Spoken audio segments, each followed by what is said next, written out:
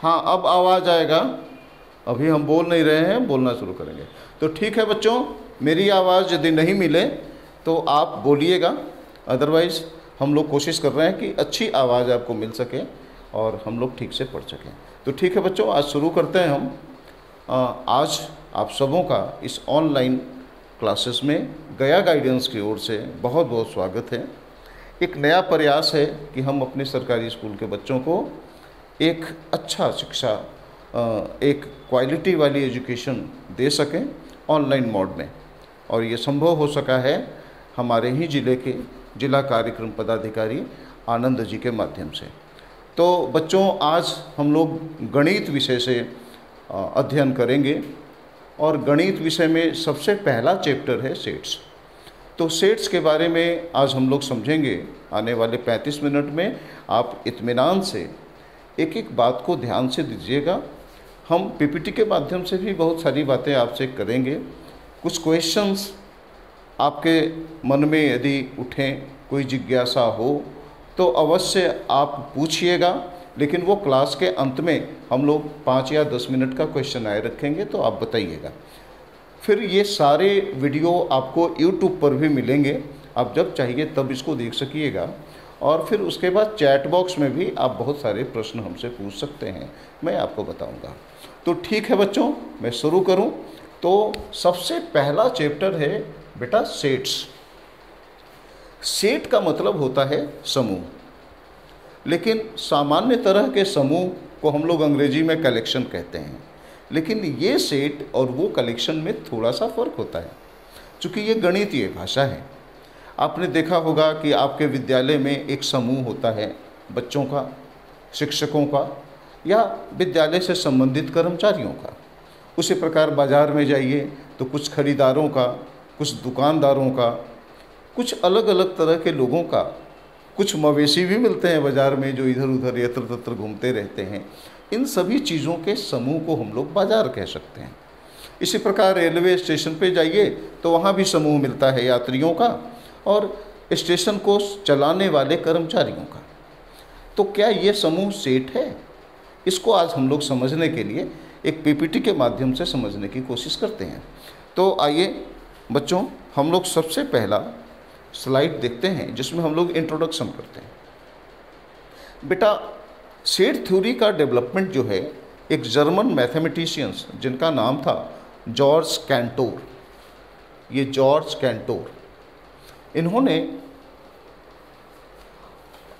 सबसे पहले problems on trigonometric series के अध्ययन के दौरान पाया कि सेट थ्योरी भी एक विशेष विषय है जिसके बारे में बच्चों को अध्ययन करना चाहिए, और इसका यूज़ हम लोग अलग अलग गणित के संदर्भों में भी करते हैं। सामान्यतः हम लोग इसका use concept of relations and functions, study of geometry, sequence and series, probability आदि विषयों को समझने में करते हैं, और इसका समझना बहुत आसान हो जाता है यदि हम लोग सेट थ्योरी समझे तो। लेकिन अब सवाल ये उठता है कि सेट थ्योरी को हम लोग समझने के पहले थोड़ा सा ये समझे कि उसको कलेक्ट, उसका रिप्रेजेंटेशन हम लोग कैसे करें। जैसा कि अभी हमने शुरू में आपको बताया कि कई तरह के समूह होते हैं, जैसे अ पैक ऑफ कार्ड यानी कि ताश के गड्डी, या a crowd of people, a cricket team, that is the collection and that is the collection of a particular objects या पर्टिकुलर मैन।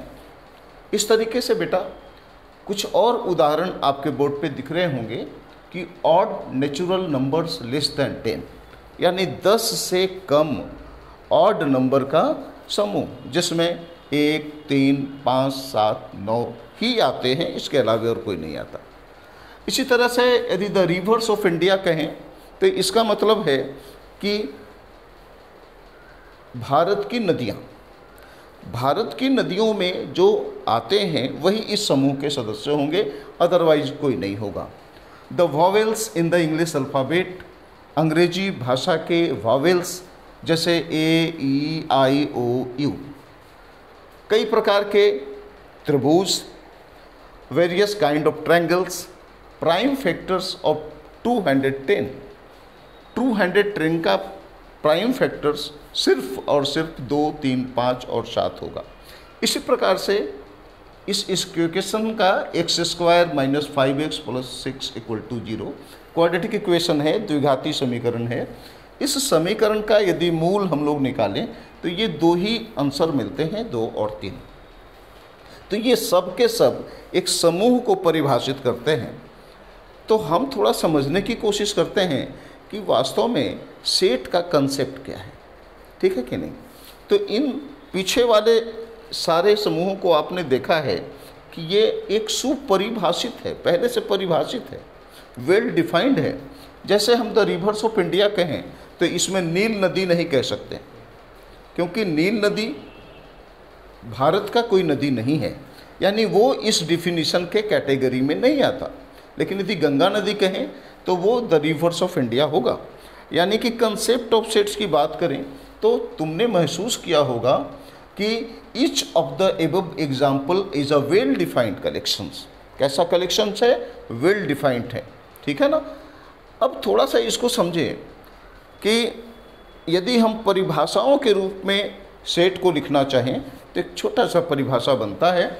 वो परिभाषा है कि set is a well defined collection of object, यानी कि किसी भी वस्तु का सुपरिभाषित समूह जो है उसी को हम लोग सेट कहते हैं।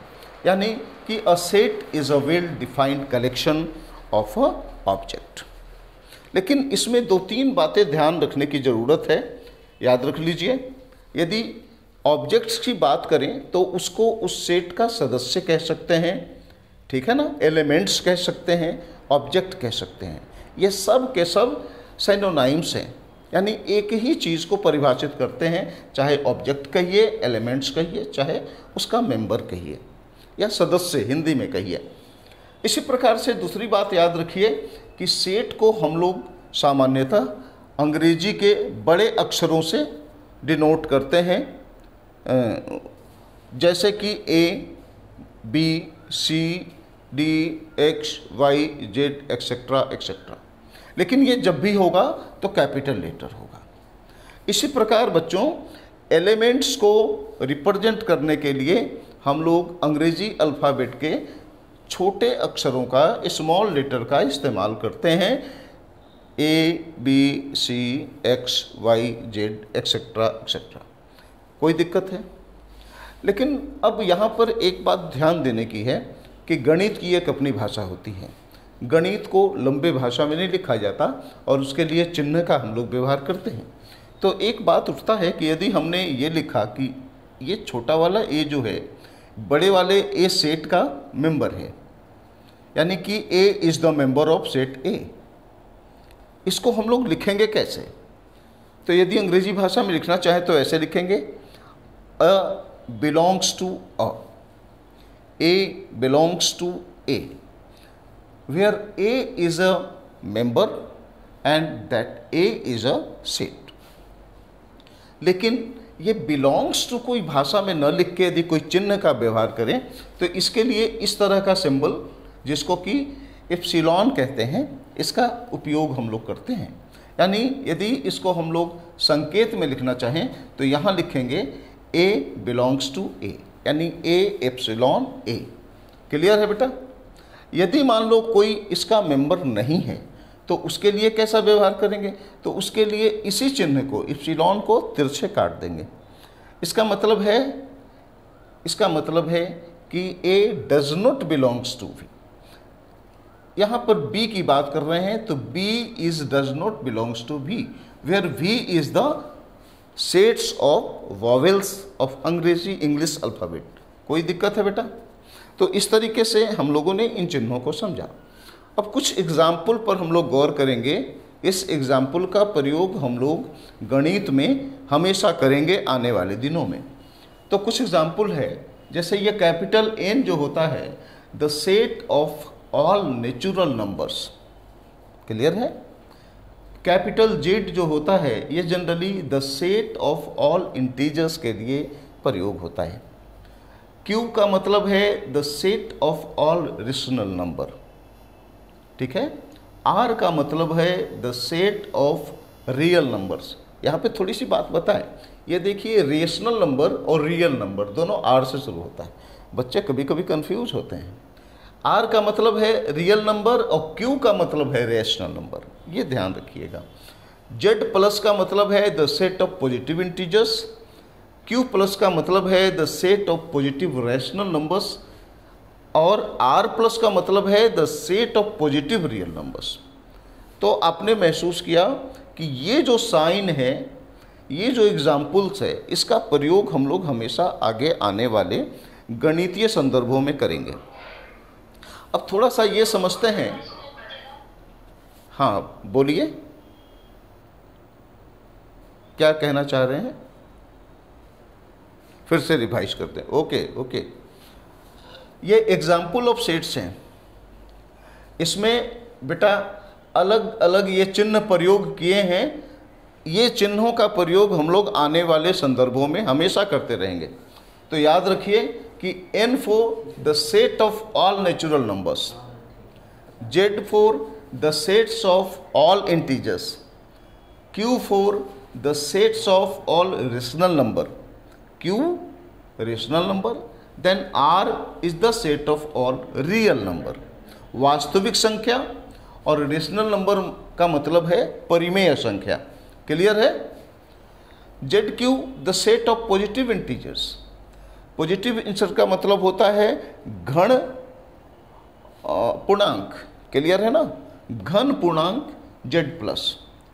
Q प्लस का मतलब है पॉजिटिव रेशनल नंबर्स, है ना, परिमेय संख्या कैसा, पॉजिटिव। और R प्लस का मतलब है set of positive real number, वास्तविक संख्या, पॉजिटिव वास्तविक संख्या, जिसको कि R प्लस कहते हैं। बेटा इसको हम लोग अभी आने वाले समय में ही, अभी इसी कक्षा में हम लोग इसके बारे में समझेंगे कि इसका प्रयोग हम लोग सेट थ्योरी में भी कैसे करते हैं। ये एग्जाम्पल है, इसको हम लोगों को नोट करना चाहिए और याद करना चाहिए, आपके पाठ्य पुस्तक में भी ये लिखा है। अब थोड़ा सा हम लोग बात करेंगे कि सेट को मैथमेटिकली यानी गणित की भाषा में कैसे रिप्रेजेंट करते हैं। तो सेट को रिप्रेजेंट करने के दो तरीके हैं। There are two methods of representation of a set. First is called roster और टेबुलर फॉर्म, है ना, इसको हम लोग रोस्टर फॉर्म या टेबुलर फॉर्म भी कहते हैं।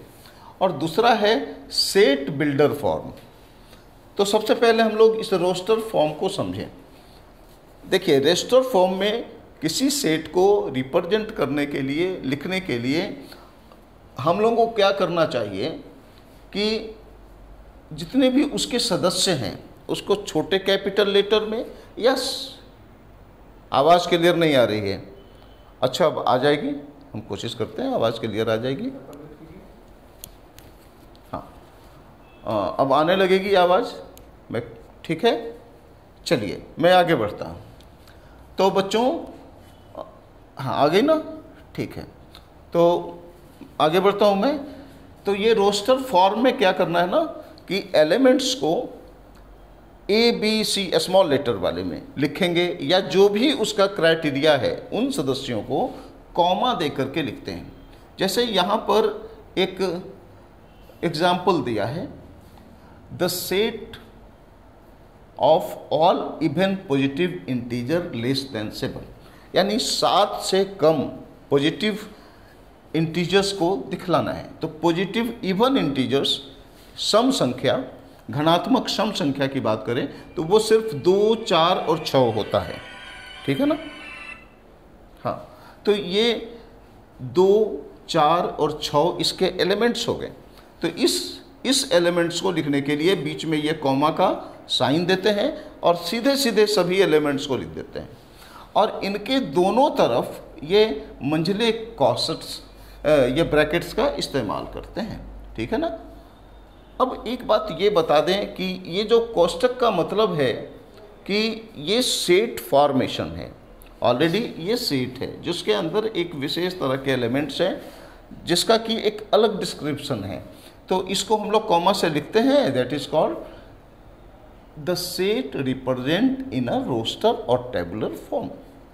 कुछ और एग्जाम्पल हम लोग ले सकते हैं, जैसे यहाँ पर देखिए the set of all natural numbers which divides 42, यानी वैसे नंबर जो 42 को डिवाइड कर दें, है ना, 42 में पूरी तरह से उसमें भागा लग जाए।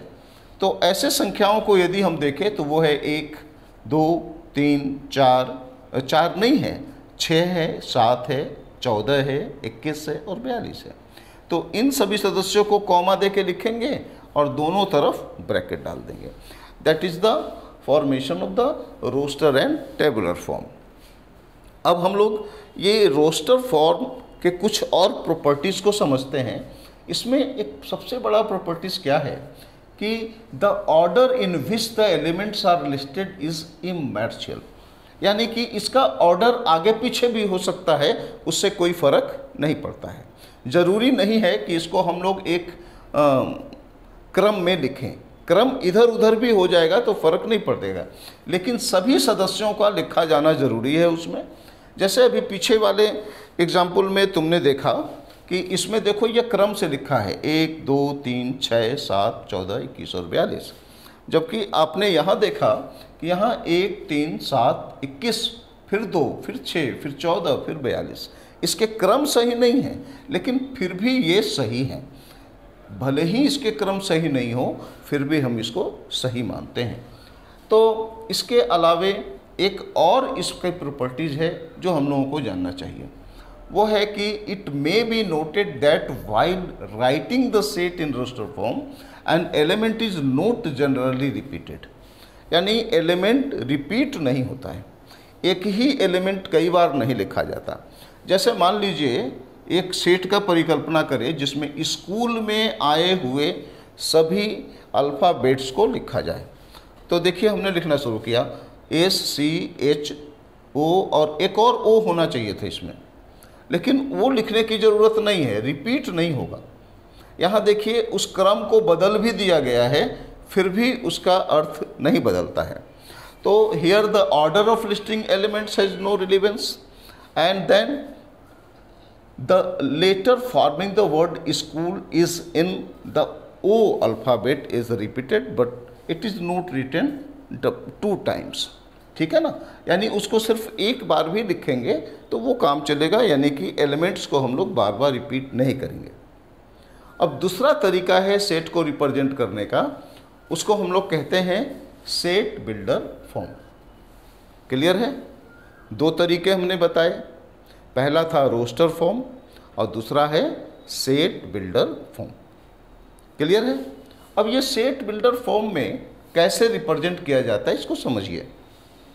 इसमें कॉमा दे करके अलग अलग सभी एलिमेंट्स को नहीं लिखा जाता, इसमें उसके गुण को लिखा जाता है। जैसे हम इसके डेफिनेशन को पढ़ दें कि all the elements of a set possess single common property, जितने भी उसके सदस्य होंगे उनका एक अपना गुण होगा सभी का, which is not possessed by any element outside the set, जो गुण बाहर वाले किसी एलिमेंट्स का नहीं होगा। ठीक है ना? जैसे मान लीजिए हमने भावेल इन इंग्लिश अल्फ़ाबेट की बात करें तो भावेल इन इंग्लिश अल्फ़ाबेट्स 5 ही होंगे ना, AEIOU, इसके अलावा कोई दूसरा सदस्य तो होगा नहीं। तो स्पष्ट है कि इसके जो कॉमन प्रॉपर्टीज़ होंगे उसी को हम लोग लिख देंगे इसमें।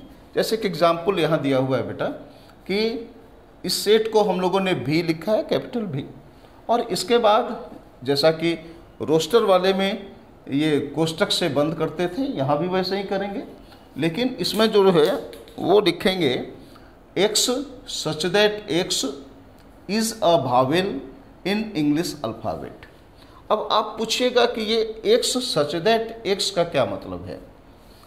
इसका मतलब है कि देखिए X जो है इसके मेंबर हैं, कैसा है कि वो X अंग्रेजी अल्फ़ाबेट के भावेल हैं, यानी ये इनका हम लोगों ने एक कॉमन प्रॉपर्टी डाला।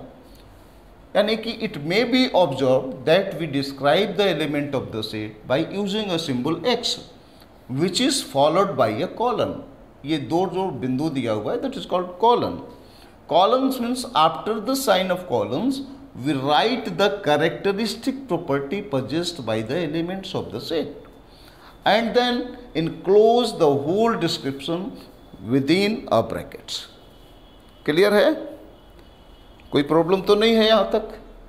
तो हम लोगों ने समझा बेटा कि इसमें हम लोग क्या करते हैं कि उस एलिमेंट्स के कॉमन प्रॉपर्टी को लिखते हैं और लिखने का तरीका होता है x सच दैट x, यानी कि x इसके मेंबर हैं, जैसा कि x अंग्रेजी अल्फ़ाबेट के भावेल से या कोई भी प्रॉपर्टीज उसके हो सकते हैं। क्लियर है बेटा? एक चीज़ याद रखिएगा, the set of all x such that x is a vowel of the element alphabet. हम लोग ऐसा पढ़ते हैं, यानी कि द सेट ऑफ ऑल का मतलब क्या हुआ? ये जो ब्रैकेट है ये सेट ऑफ ऑल को रिप्रेजेंट करता है और ये दो बूंद जो है सच दैट को एक्सटेंड करता है। अब थोड़ा सा आगे बढ़ते हैं हम लोग।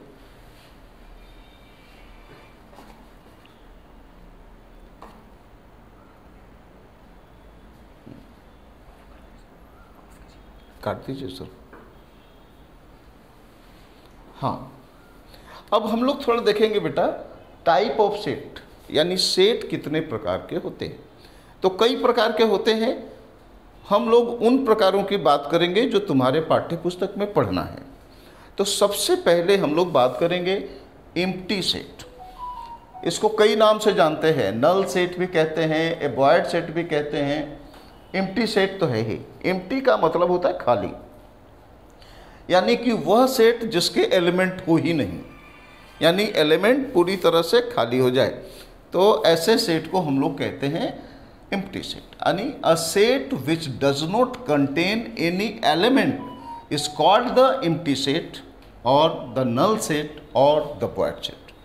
क्लियर है? इसको हम लोग वॉइड सेट भी कहें, नल सेट भी कहें, एम्प्टी सेट भी कहें, हिंदी में कहो तो रिक्त समुच्चय कहते हैं। रिक्त समुच्चय यानी कि एलिमेंट नहीं हो। तो जब एलिमेंट है ही नहीं तो उसको रिप्रेजेंट कैसे करते हैं, उसको दिखलाते कैसे हैं? तो बेटा उसको रिप्रेजेंट डिनोट करने का देखो एक तरीका ये है कि ब्रैकेट्स लगाते हैं लेकिन उसके अंदर कोई भी सदस्य नहीं लिखते हैं, इस प्रकार से। और दूसरा है एक ऐसा सिंबल देते हैं, ये जीरो लिख के ऊपर से कटा हुआ होता है, इसको हम लोग फाई बोलते हैं। क्लियर है? तो इस तरीके से ये दो अलग अलग सिंबल हैं।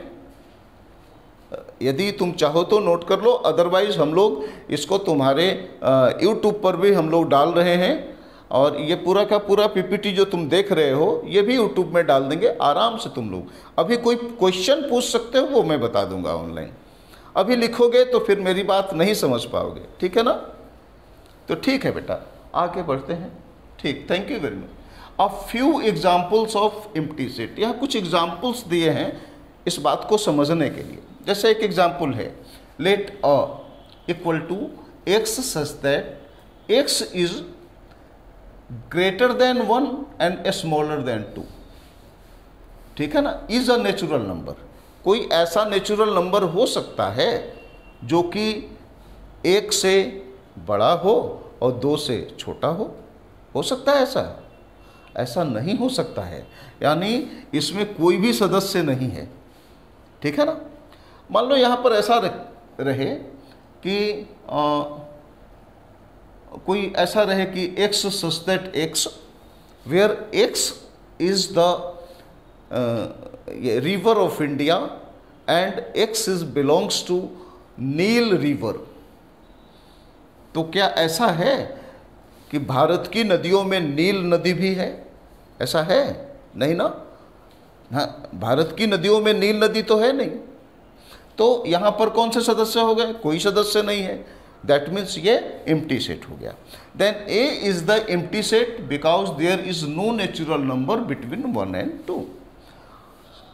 Another example, b equal to x such that x square minus 2 equal to 0। ये एक्स स्क्वायर पढ़ना इसको। And x is rational number, यानी x square minus 2 equal to 0 को यदि हम लोग सॉल्व करेंगे तो कोई रेशनल नंबर नहीं मिलेगा। क्लियर है? हाँ, कोई रेशनल नंबर नहीं मिलेगा, बल्कि उसका आंसर 0 आएगा। और इस तरह से वो x की कोई वैल्यू को सेटिस्फाई नहीं करेगा, दैट मीन्स ये भी एम्प्टी सेट हो गया। इसी तरीके से और भी कई एग्जाम्पल्स हैं। हाँ, तो इन एग्जाम्पल्स को देखोगे तो समझ में आएगा कि ये सेट बिल्डर फॉर्म में लिखा है, और सेट बिल्डर फॉर्म में सिंपली हम लोग एम्प्टी सेट को या नल सेट को या रिक्त समूह को सेट बिल्डर फॉर्म में लिखते हैं, चूँकि उसकी प्रॉपर्टीज़ को लिखते हैं और उस प्रॉपर्टीज़ को लिखते हैं जिसमें कोई भी सदस्य होता ही नहीं है। तो इस तरह के सेट को हम लोग एम्प्टी सेट कहते हैं। ठीक है, अब हम लोग बात करेंगे एक दूसरे प्रकार के सेट को, जिसको हम लोग कहते हैं finite set and infinite set. ठीक है ना, क्लियर है? तो फाइनाइट सेट का मतलब होता है, फाइनाइट सेट का मतलब है कि जिसको गिन सकें, है ना, जिसकी गिनती हो सके, जो दिखाई पड़ सके। और अनफाइनाइट का मतलब अनगिनत हो, इनफाइनाइट हो। वो सामान्यतः शब्दों के हिसाब से यही होता है, लेकिन सेट थियोरी में इसको हम लोग ऐसे परिभाषित करते हैं कि a set which is empty और consist of a definite number of elements, है ना। चाहे तो वो एम्प्टी सेट हो, एम्प्टी सेट में भी यदि कुछ नहीं है तो वो एक तरीके से फाइनाइट है, स्पष्ट है कि कुछ नहीं है उसमें। और उसके अलावे यदि कोई एलिमेंट्स है जिसको कि हम गिन सकें, जो फाइनाइट हो, है ना, तो ऐसे सेट को हम लोग फाइनाइट कहते हैं, अदरवाइज उसको हम लोग इनफाइनाइट कहते हैं। एक एग्जाम्पल से समझना बड़ी आसान होगा। जैसे मान लो एक एग्जाम्पल लें कि let W be the set of the days of the week, then W is finite. Set of the week कहें तो स्पष्ट है कि एक सप्ताह में 7 दिन होते हैं, है ना, Sunday, Monday, Tuesday, Wednesday, Thursday, है ना, फ्राइडे, सैटरडे, एकदम स्पष्ट है। इसके अलावा और कोई होता है क्या? नहीं ना, तो ये फाइनाइट है। लेकिन यदि एक ऐसा सेट ले लें जिस सेट में, जैसे यहाँ कहें कि let G be the set of the point on a line, एक लाइन पे बहुत सारे बिंदुओं का समूह, तो वो कितने बिंदु हैं गिन सकोगे? नहीं ना, अनगिनत है। या हम लोग कहेंगे कि the set of a star in the sky, है ना, यानी कि आसमान में जितने भी तारे हैं उनका समूह, वो भी अनगिनत है। ठीक है, इसी तरह से यदि हम लोग कहें the set of the natural number, या द सेट ऑफ द कोई भी नंबर कह सकते हैं हम लोग, होल नंबर भी कह सकते हैं। तो यदि नेचुरल नंबर की बात करें तो शुरू तो 1 से होता है, लेकिन अंत कहाँ होता है ये पता नहीं है, क्योंकि नंबर का अंत हमको इनफाइनाइट है। तो ऐसे सेट्स को हम लोग इनफाइनाइट सेट कहते हैं, और जिसके सदस्यों को हम गिन सके, जिनकी गिनती हो सके, जो हमको दिखाई पड़ सके, ऐसे सदस्यों को हम लोग फाइनाइट कहते हैं। क्लियर है बेटा? देखो यहाँ पर हम लोगों ने एग्जाम्पल में भी लिखा है कि the set of real numbers can not be described in this form because the elements of this set do not follow any particular patterns. इसके लिखने के एक तरीके भी होते हैं, मैं उसके बारे में भी तुमको बता दूं कि इक्वल सेट के पहले थोड़ा उसके तरीके पर हम लोग बात कर लेते हैं। एक तरीका है उसमें फाइनाइट सेट में कि फाइनाइट वाले को तो हम लोग थोड़ा सा ये बोर्ड पर देख लो तो स्पष्ट हो जाएगा। ये फाइनाइट सेट के लिए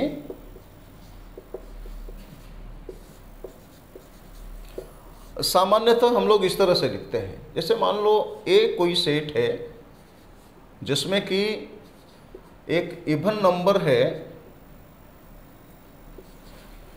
और वो 10 से छोटा है, तो इसमें यह संख्या होगा, स्पष्ट है, दिखाई पड़ रहा है। ठीक है बेटा, क्लियर है? लेकिन यदि हम लोग नेचुरल नंबर की बात करें तो नेचुरल नंबर में 1 से शुरू करेंगे, 1 2 3 4 और उसके बाद पता नहीं कितना। ठीक है ना, तो हम लोग यहाँ पर बुंदा देते हैं, डॉट डॉट देते हैं। नियम ये है कि ये 3 दिया जाना चाहिए। कई लोग इसको बहुत सारे डॉट देते हैं, लेकिन जो सामान्यतः जो नियम है वो 3 डॉट दिए जाने चाहिए। और ये जो भी सदस्य लिखें इतना लिखना चाहिए जिससे ये पता चले कि उसकी प्रॉपर्टीज़ क्या है। जैसे यहाँ 1 2 3 4 लिख रहे हैं तो पता चल रहा है कि ये नेचुरल नंबर है, और ये 3 डॉट दिया, दैट मीन्स कि ये इन्फानाइट है, पता नहीं कहाँ तक है। तो that is the example of infinite set and it is the example of finite set. Clear है बेटा? ठीक है, तो आइए फिर से हम लोग पीपीटी के माध्यम से अगली स्लाइड्स पर हम लोग चलते हैं और आगे समझते हैं। तो अब हम लोग समझते हैं इक्वल सेट। क्लियर है? इक्वल का मतलब होता है बराबर, यानी ऐसे सेट की बात करें जो बराबर हो, इक्वल हो। लेकिन यहाँ पर इक्वल का क्या मतलब है, थोड़ा उसको समझने की ज़रूरत है। तो डिफिनीशन है कि 2 sets A and B are said to be equal if they have exactly the same elements and we write A equal to B, otherwise the sets are not equal. Clear? Time पूरा हो गया, आगे नहीं बढ़े। हाँ, तो बच्चों आज जो है हम इसको यहाँ पे एंड करते हैं, बाकी की बातें हम लोग अगली कक्षा में करेंगे। एक बात ये समझ लो कि इक्वल होने के लिए इनके जो मेंबर्स हैं वो दोनों इक्वल होने चाहिए, भले ही दोनों का क्रम अलग अलग क्यों ना हो।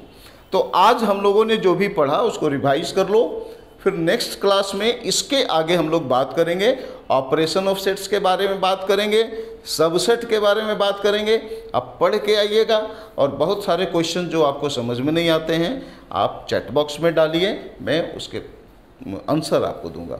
तो बहुत बहुत धन्यवाद आप सबों का, ज़्यादा से ज़्यादा संख्या में जुड़िए ताकि आपको लाभ मिल सके। Thank you very much.